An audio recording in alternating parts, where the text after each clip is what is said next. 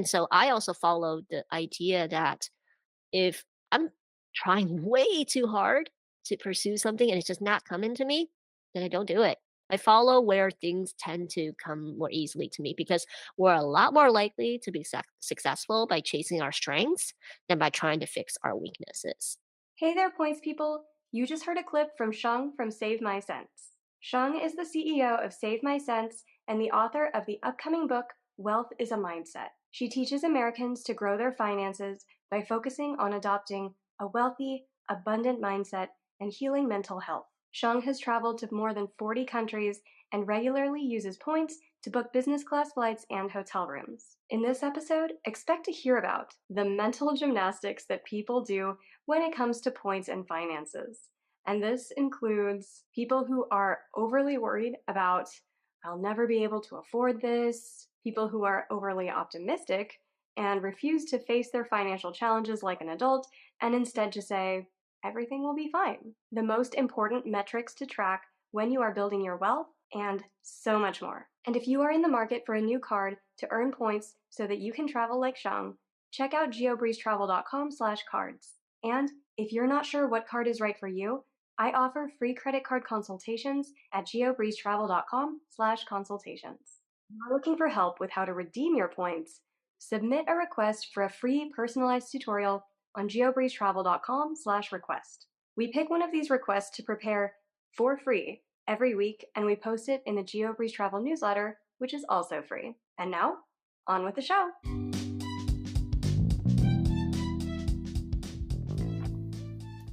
Welcome to the GeoBreeze Travel Podcast, a show for anyone wanting to level up their travel hacking lifestyle.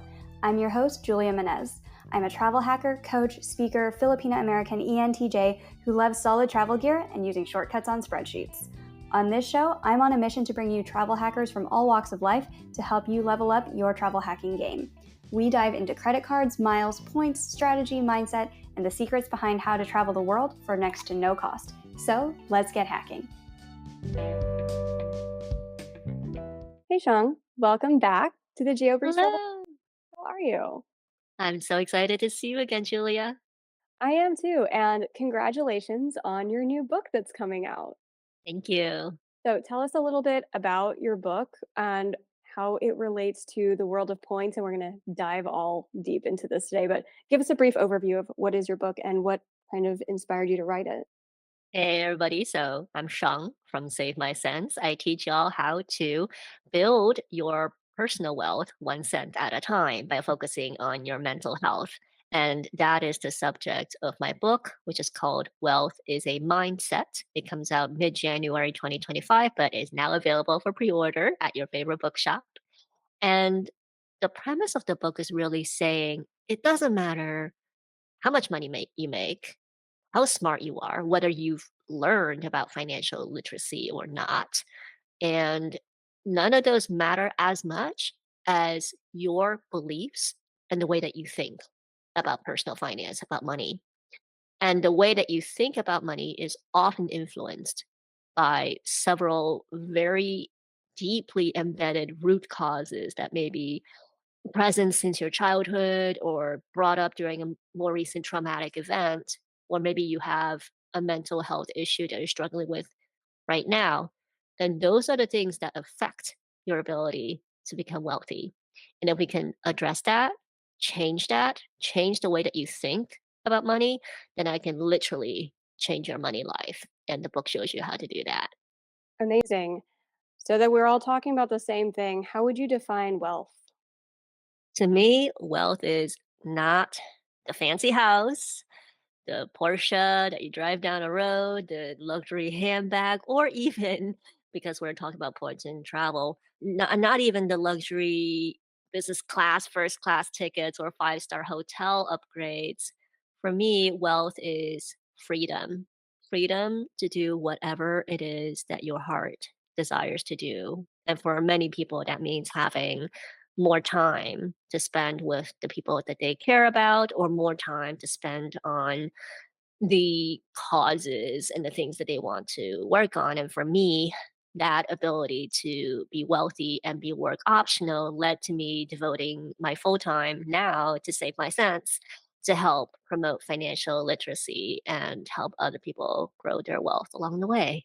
When people think about the levels of wealth, how would you say somebody is more wealthy than someone else if both are like financially independent? Like somebody is still working and they're doing a job they love and they can go do whatever they want and they could quit at any time versus somebody who's, well, I don't need anything because I have enough saved up that I can watch Netflix all day. No shame in that. So, would you say one of those people is wealthier than the other because they both have time freedom? Or if the person who, like, all they want is to just watch Netflix all day and they're happy doing that, but their net worth is significantly lower than somebody else who has a different lifestyle.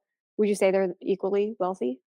I'd say that in the way that I define wealth, the person who is happy with what they have is the wealthier person. So it's not necessarily net worth, although I do agree that net worth is one of the most important numbers that I look at in measuring people's ability to become work optional, become wealthy. But then it's also like, when do you say that everything is enough?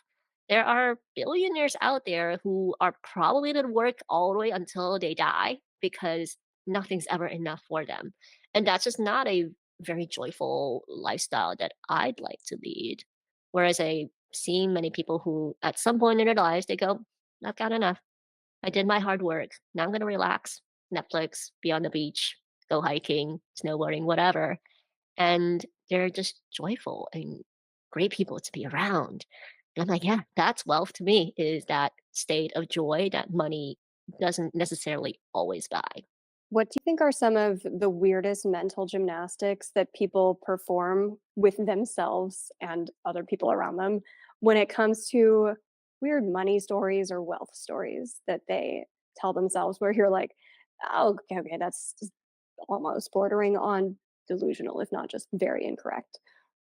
I think this is the most common one, but and social media absolutely perpetuates this, is that we so often mistake something that looks beautiful and attractive and amazing as that's the lifestyle that you're supposed to have to be happy and to be fulfilled and wealthy. And social media perpetuates this as luxury, having nice things, amazing luxury travel experiences.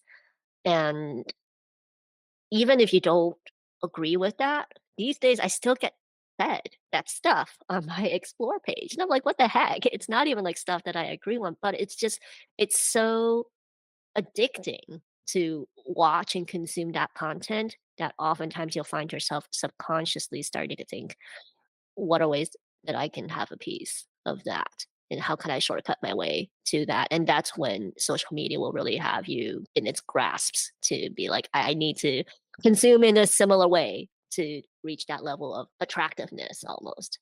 Yeah, I know that everyone who's even scrolling on Instagram loves pretty photos, loves pretty videos, beautiful places, people, food photos, any of those. So you'd say like one of the weirdest mental gymnastics is people think they have to have those things or that's what wealth looks like is you're flying in Emirates first class with models basically. Yeah, that and that somehow taking more vacations or traveling more is going to make you happier because a lot of people do want to escape their current life. And probably you have a stressful job or things aren't necessarily good at home, etc. But escaping it doesn't really solve the actual issues that you have at the end of the day. Travel is nice. It's good to get a mental break, but I also think it's important to actually figure out what's going on and address that directly. If you're getting really, really stressed out about your job, maybe something about your job has to change. When people need to address these things, is the answer just get therapy, or is there some other thing that you recommend for, like, why do you feel the need to constantly be moving? Some people just like travel, but what are some of the other things that you would recommend for someone where they're like, "How do I find that deep root cause?" without just, like, other than therapy, which is the easy answer? It's funny because I can provide myself as an example. For me, being a very extroverted person, I will always have a constant need to see my friends, to hang out, to go to events because that's where I get my energy from. I'm definitely like very extroverted. And as long as I can do all of that without hurting my personal goals. Like, for example, for many years, my personal goal is to save money, invest, and build my wealth. But as long as I can have fun along the way, just like if for some people travel is just your way to have a fulfilling life, nothing wrong with it. But if your desire to do these things to address your root issues actually leads to financial ruin, bad credit, then we need to talk about that and maybe think about a more holistic way of addressing it. I am definitely a huge fan of talk therapy, but I'm also a fan of medication. And again, I'm not a doctor, but a lot of people do need to go checked out by both a talk therapist and a psychiatrist to see what is going on with your brain chemistry and find the right treatment plan for you. And then finally, you can't just take a drug and go to talk therapy and expect that things are going to immediately get better. You also have to do the work that comes with addressing the issues that are in your life. Some people go to therapy for decades and literally don't do anything. And that's not helpful. It's really by the time people come to me, and I do private coaching where I literally walk people through their individual circumstances. And I also do group coaching and courses. In private coaching, I've noticed even if two people came to me with the same issues from childhood, similar income, similar net worths, what's going to make a difference, what's actually going to change their trajectory going forward is literally comes down to do they actually want change? Do they want to actually work on something and lead a better life to find however way they want that to be? And the person who wants it, who's like, yes, I want change. I want to try something different. That's the person who's going to succeed. Usually in the world of points and hacking and all of that, if someone's, yeah, I want change, but like I want it to be easy, it seems like points and miles is another really easy answer where it is the magic pill. You just get a new credit card, you put some expenses on there, meet a minimum spend, get a cool sign up bonus. That's enough to fly in business class for the first time. And a lot of us get away with this for a long, long time. Is there anything wrong with that approach where you're just like, yeah, I might have some deep seated financial issues stemming from childhood, but like, I don't need to address those. I can just get some credit cards and minimum spends and sign up bonuses. And look, I'm in Air France business class. Like, is there a problem here? Typically, when I see people promoting credit card strategies and things like that, and then people ask me, oh, Shang, should I do that? The first thing I always say is you still probably need to treat your credit cards almost like a debit card because it is very tempting to start spending more than you normally would to meet a minimum spend or spend more in a random category that normally is not your like typical spending category to get those multipliers. And that's where I do see people get into credit card debt eventually because maybe they expanded their spending too much to try to meet that minimum.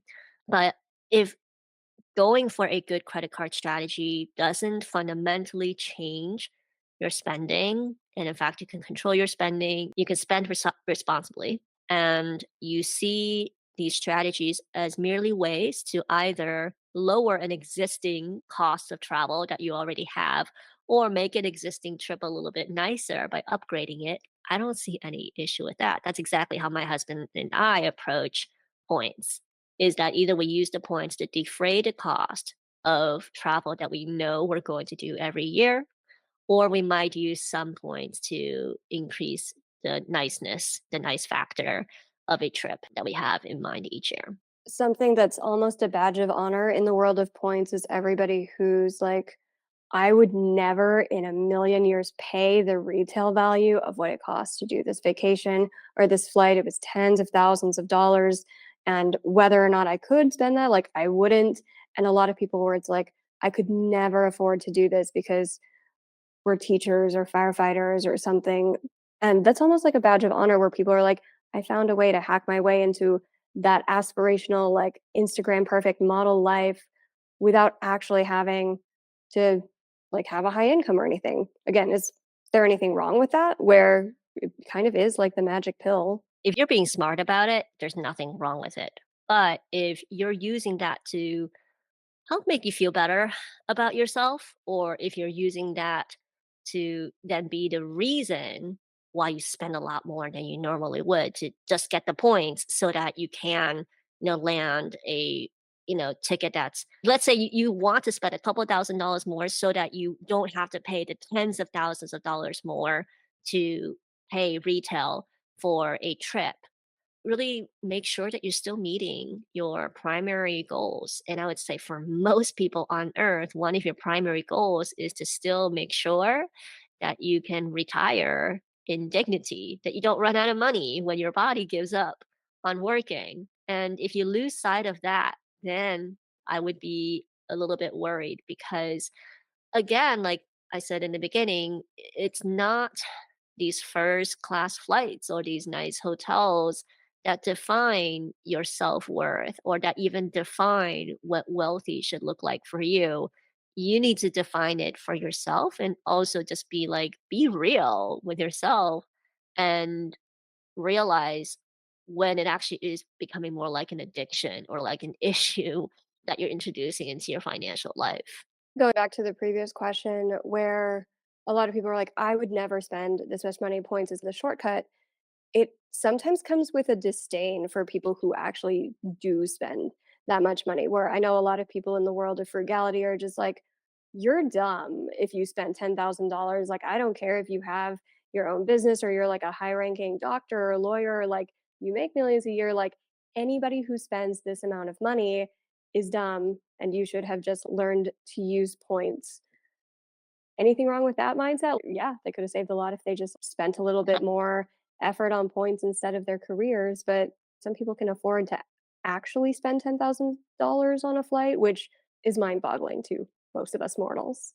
Well, because many people don't are not in those careers where the amount of revenue that the companies are pulling in, and the fees and actually a lot of travel fees get passed on to the clients. It's not even the company that's paying for the flights. I came from the world of management consulting where yes, it is very normal for consultants to fly fully paid for refundable business class tickets, and that seems to be the norm, but at the end of the day, it's not me, the employee, who's paying for it, it's my client who ended up paying for it.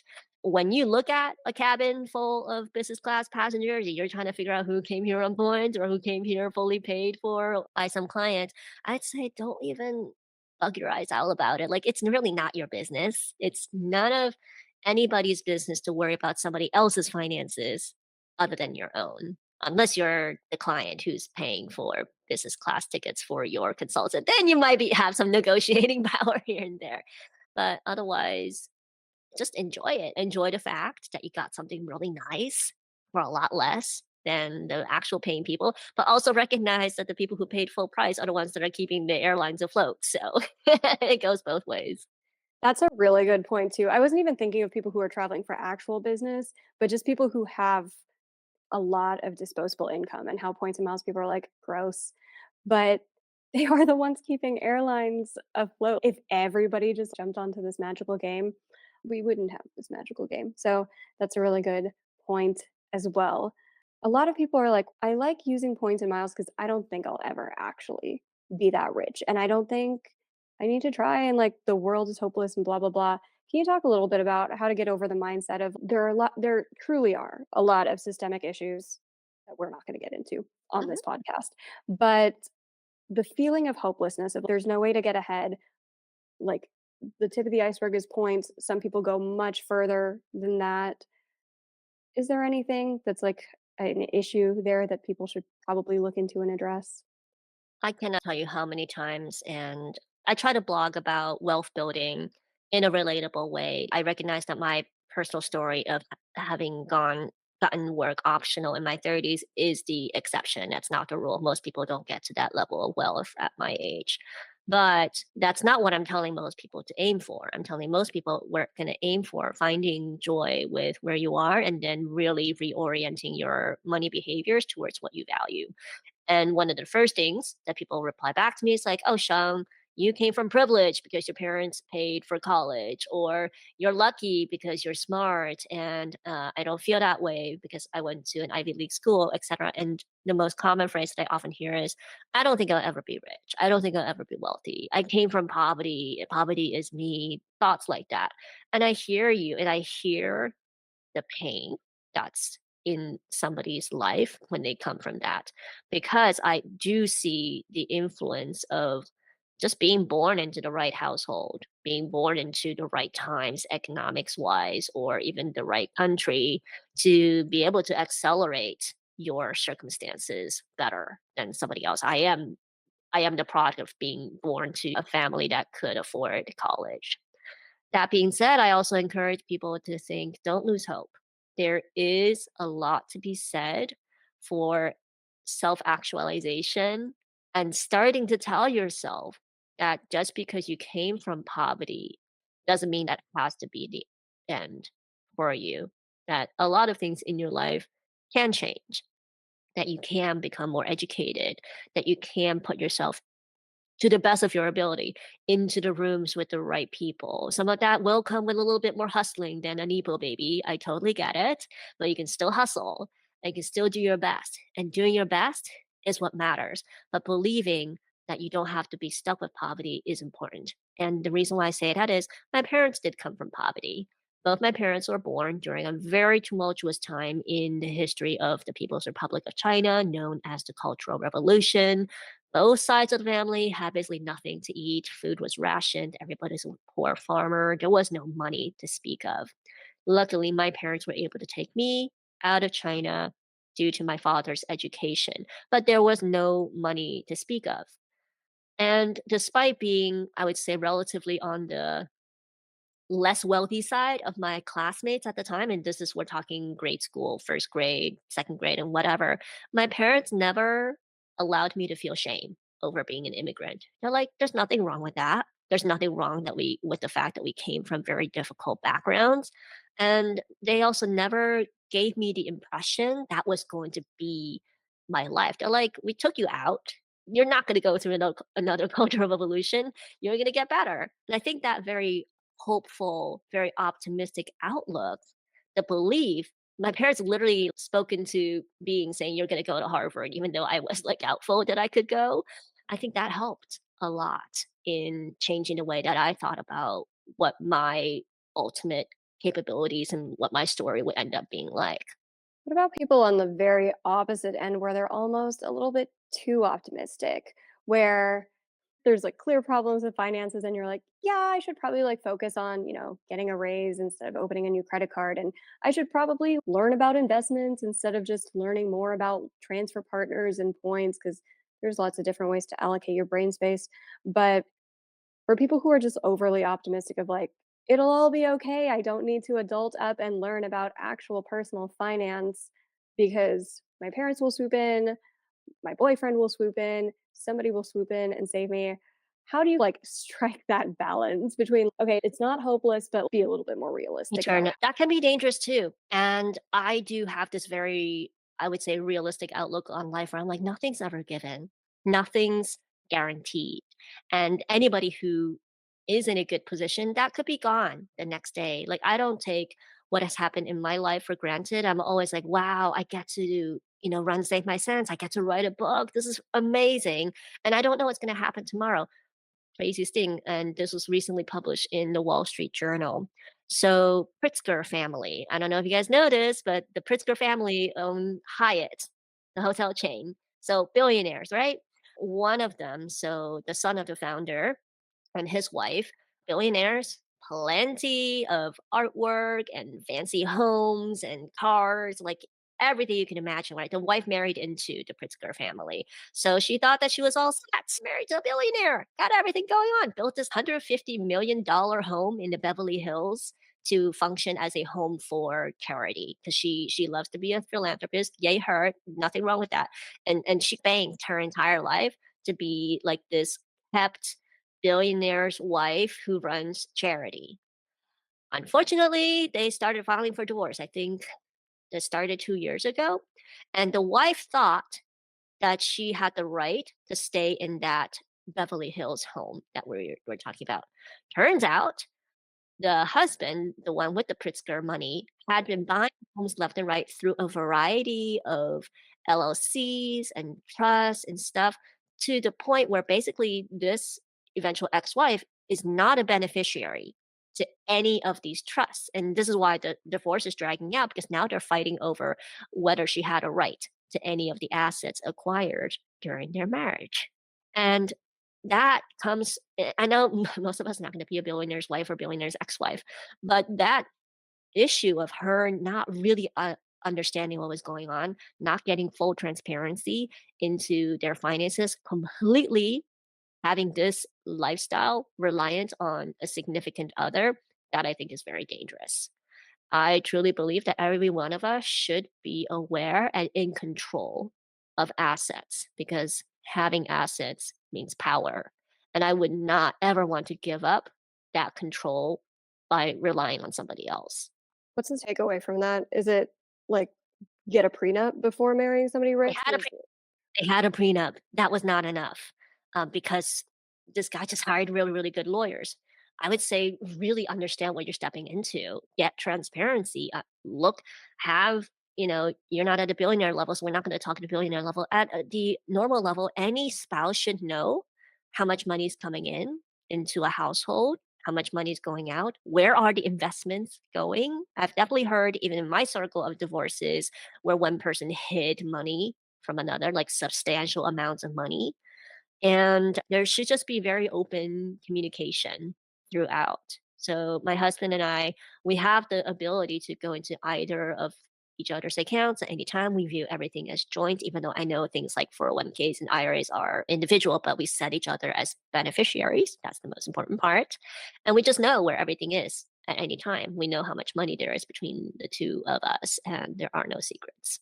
does this apply to knowing all the points and miles going in and out as well? Because a lot of player twos do not care. They literally do not care about like, oh honey, I opened this credit card and like now we have this one and we have this many American Airlines points and look at my award wallet and I redeemed this many in a 20% transfer bonus to get us these Qantas flights. And usually the player two is just like, love that for us. Oh my god, I don't wanna hear about it anymore. So, it takes a lot of brain space to be, like, Mhm. aware of all of the finances and everything, and I would say it's very important to be aware of that. Would you, say it's the same level of importance for, like, your player 2 should really know your points situation or, like, it's whatever?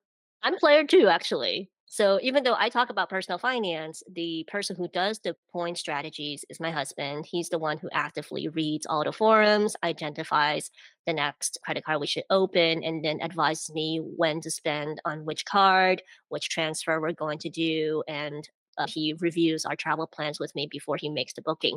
But at the same time, what if something were to happen to him in the middle of a trip? Like, what if we got separated? Like, the player two still needs to be aware. Okay, what bookings did you have? Who to call if you get into trouble? Which cards are you supposed to carry? Obviously, I don't know things as well as my husband does. And when I am in charge of planning some of these things, I've definitely messed up, like forgetting to book a rental car with the correct insurance coverage. That was a huge mistake one time, but I am largely aware of what is going on. And also, if you have to call in to customer service, it is, it's also really annoying to have to loop in player two, who's the main account holder, to give the permission to then have player one be the one talking to CSR. So I'm involved as much as I can be. It's not my focus, but you know what? I have another focus that he doesn't focus as much on. So I spend a lot more time doing tax optimization for a household. I just love talking about taxes. I know it's weird because it's such a boring subject, but for me, it's just something that's really fascinating. So I've taken on the so-called hobby of trying to lower our taxable liability at any point in life. And hubby appreciates that. Does he go to the same length? Does he even like doing half the things that I do? Absolutely not. But in a joint household, I think everybody should play up their strengths and at least be aware of where they are being player two. And it's okay to be the player two, but just be aware of what's going on. I would definitely agree. Where like you don't have to be like completely equal in your level of enthusiasm with points because good luck to most couples out there to have that same level of enthusiasm because one person's probably really, really into it and the other one's like, I like Tahiti. I guess I'm putting up with this. But for everybody out there who's like, how do I get my player two into this and how do I urge them to be like, take an interest? This could be great. How do you manage that relationship if the player two is just like, honey, I want no part of this. Don't try to force something where there isn't. Really look for things that each other cares about and play to each other's strengths. For example, my husband absolutely hates all the details that come to tax optimization, but he appreciates that it saves us thousands, if not tens of thousands of dollars a year if we do this correctly. So I just constantly remind him when he has to fill out the forms on his side, like it saves us this much money. And then so don't force your player to go into something that they absolutely hate doing, find them something else to do. I book the restaurants for all of our trips, and I also tended to be the one to come up with a more random experience, like a really cool boat tour or like a vineyard to visit. That's like where I'm good at. So have them do that. Like, what if the player 2 is like, "I don't want you doing this. Like, I don't want this involved in our finances at all in our household." I think that's a very valid viewpoint and discuss it. Like, why is it that they don't want you involved in this? Do they have some safety concern? Is there a bigger issue at hand that's not about points, strategies at all, and maybe something else to talk about during your marriage? Let's have those hard conversations. And oftentimes, like the hard conversations come from a really random topic, like trying to plan your next trip together, but have them because it's important to help your partner feel like they're being heard. I think a lot of it also just comes from like a general distrust of financial institutions, which happens with like various immigrant households and things like that. But on the other side of that, again, there's people who are like, I understand financial institutions so much that I can outsmart banks and I can do like weird plays. We've all seen those stupid videos of just, and then you make LLCs and now you own NBC and just like, the people who do nonsense kinds of things. And I think there's almost a danger to like the mindset of I'm so good at this that I bet I can outsmart banks, and those people fall into weird traps too. So can you talk a little bit about like the mindset trap of get rich quick and people who, I mean, all of you people out there, if you, The trace glitch? Do you remember what happened during the trace glitch? and that wasn't the one I was thinking of, but yeah, that was dumb. For the uninformed, the chase glitch was some TikTok trend where they thought that if you write a big check to yourself, cash it, and you can withdraw the money that they temporarily release right away. I'm like, that's check fraud. And I think people who think that financial freedom or financial independence can be done in quick ways. I'm sorry to disappoint you. Like building financial freedom and financial security involves time. It takes time to do anything that is hard and that is financial related.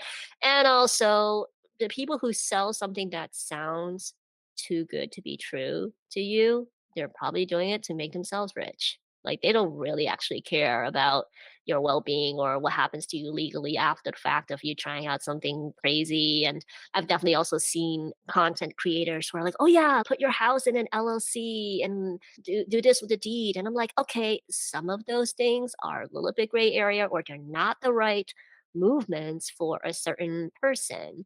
Or oh yeah, just make your children models for your Instagram and then pay them child modeling wages and you can put it in a custodial Roth IRA. I'm like, yes, but does should every child under age 18 who cannot give consent be on social media for the world to consume? I don't think so. And so that's why you have to also be very discerning in the messages that you're hearing from people saying, oh, you can get rich quick or you can do something really quickly and win it. There's always a give and take in these situations. And the faster that you think you're going to get to something, there's something on the other end that might act as the counterbalancing negative side to it. What's your framework for how you approach these things where you're like, oh, some things sound too good to be true, like weird NFTs that are clearly garbage. How do you do that framework? Because some people are just like, they can't tell the difference between like points and miles and investing into weird NFTs. Like, how does someone think through these kinds of, is this a good decision? Yeah. When I lived in New York, I often like to say, once my cab driver starts selling me on something, that's when I know it's completely jumped the shark. And I would not buy into it. And I definitely had a lot of cab drivers talk to me about cryptocurrency. That being said, a lot of things can be verified through the right sources. So Anything tax related, I go back to irs.gov. Again, I know it's really annoying to navigate that website. Not the best design, but that is the end all be all when it comes to tax laws.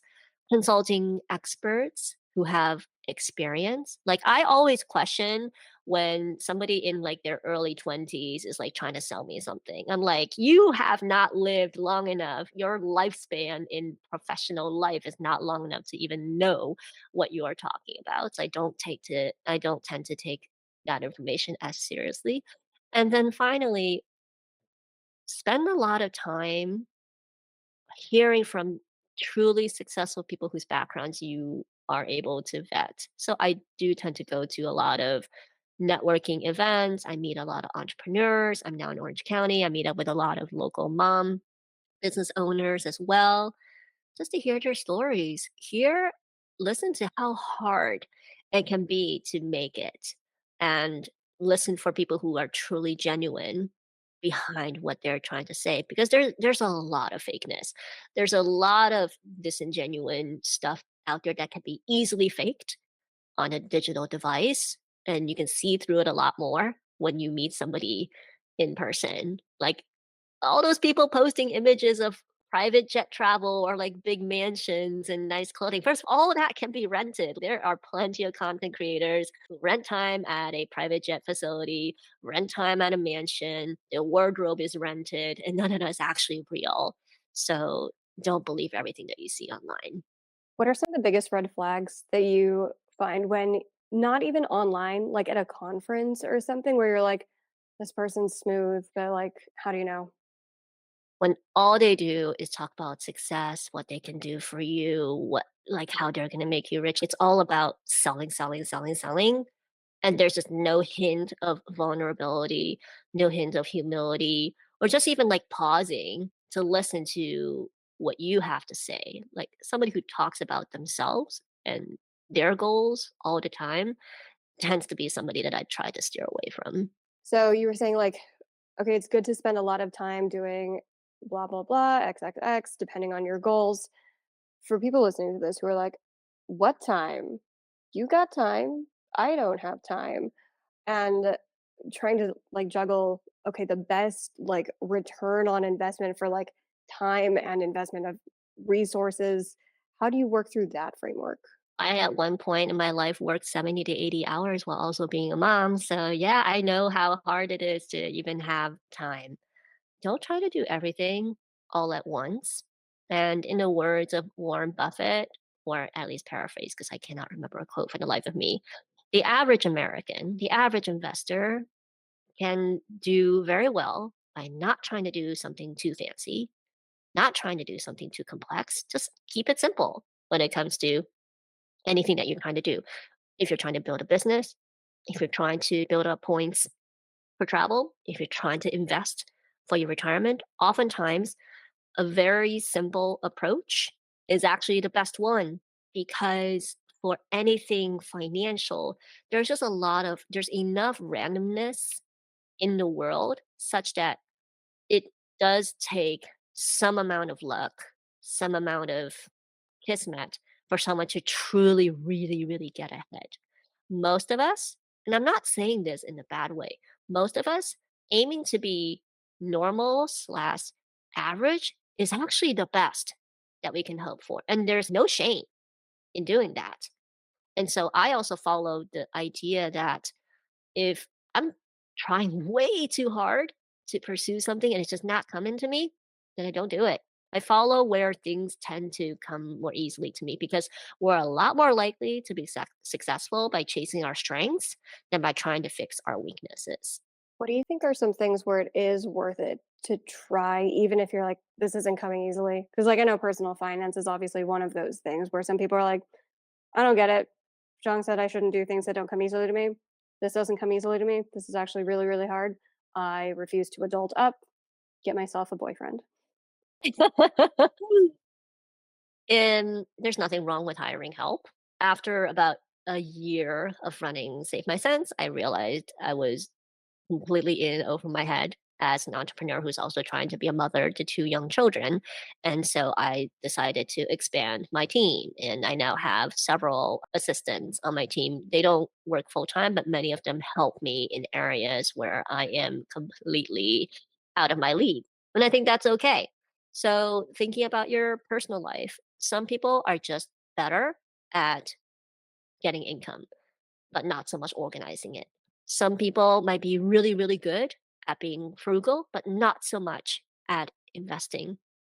So do whatever you can to gain the most amount of savings or the most amount of income, focusing on a strength. And then at the beginning, hire out, take a course, get some coaching, read a book, buy my book, do those things to learn from people who have a lot more experience and then figure out a kind of happy medium that allows you to at least work towards your goals while also benefiting from perhaps the help of somebody who knows how to do something, in a better way. What are some of the metrics that you track for wealth and success? I know we talked about net worth already, but what would you say are like the most important things that you should be tracking? Because what gets measured gets managed. So is it income? Is it like your expense ratio? Is it return on investment? If you're like, I hired some help, they brought me this much time back, like what are the most important metrics? Yeah, I'll talk through maybe a couple of things that I'm measuring now in my life. And again, keep in mind, friends, that I've reached the net worth that I wanted several years ago. So net worth is not necessarily the most important metric in my life anymore, but I would say for most people just starting to build wealth, that is still the number one metric that I look at.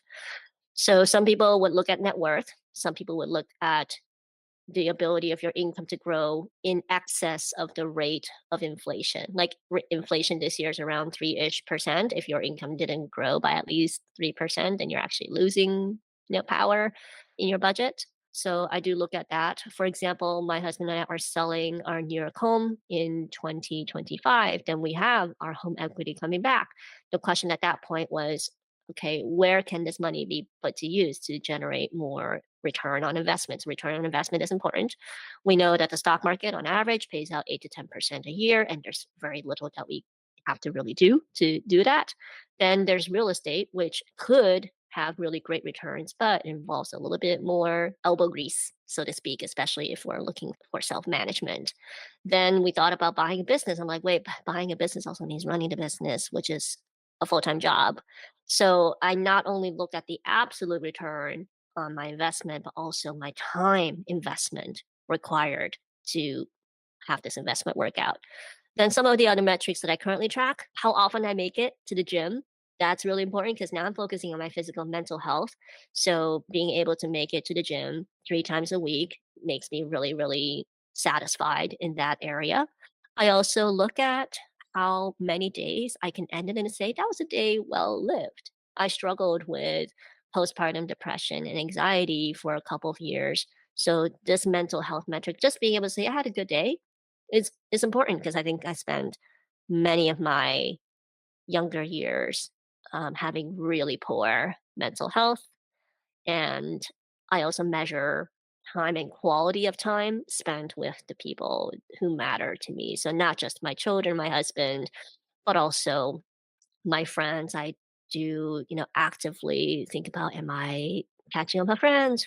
When's the last time I called this person? Did I text them? Am I grabbing lunch with this person on a regular basis? Things like that. So a mixture of both financial metrics and also personal life metrics.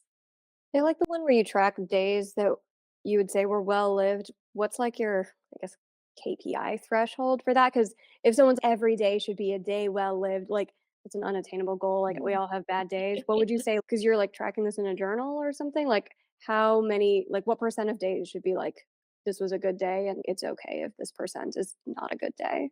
That's a really good question because the main way I was comparing it was against old Shang, like the Shang before financial independence, like just remembering how most days I came back from work crying, or like most days I was just feeling like I was only worth something if I did well at work. And I now know how unhealthy that entire mindset was. These days, I think I'm just being really kind. And I'm like, yeah, as long as I had moments during the day where I'm like, oh, life is good. It's all right. Everything's going smoothly. I call that a day well lived. It doesn't even have to be fancy. A lot of times it's just, oh, the sun came out. I know it's sun in California. The sun always comes out. But I'm like, I drove on a sunny day, had a great conversation with a mom at drop off, and I made it to the gym. And to me, that's well lived. I think everybody should define that, knowing though that if you can control your lifestyle creep, if you can be happy with what you have, then you don't need to work that much more to make more income, to grow your net worth, to lead a fulfilled life. And I think at the end of the day, many people listening to this are not necessarily seeking money. I think what you're looking for is meaning. I think a lot of people are also looking for status where they're accepted within their community because none of us are meant to be lonely. And that's part of why the Points and Miles community is so great as you can connect with other people and not feel like you're alone in this weird, weird hobby. Because as I remind everybody who actually listens to this podcast, we are the weirdos. Everyone else is the normal people. Just a reminder that it's nice to find fellow weirdos. So I think a lot of people just look for those relationships and status and connections with other people as well. Well, it's been so much fun talking to you. Can you remind us again, where can we find you and your book, and where can people reach out if they have any questions about financial coaching or anything else? Yeah, save my cents, all one word, cents as in cents and dollars. I'm on Instagram the most at Save My Cents, or you can also visit my website, savemycents.com. Both of these platforms have tons of links and ways to get in touch with me. DM me on Instagram. Most likely, I'll be able to get back to you as well. I'm just here to help and to help people perhaps see life in a more beautiful, joyful way. So if I can do that for you, that makes me feel joyful as well. Perfect. Thank you again so much, Sean, for coming on to the show again. Great chatting with you. Same.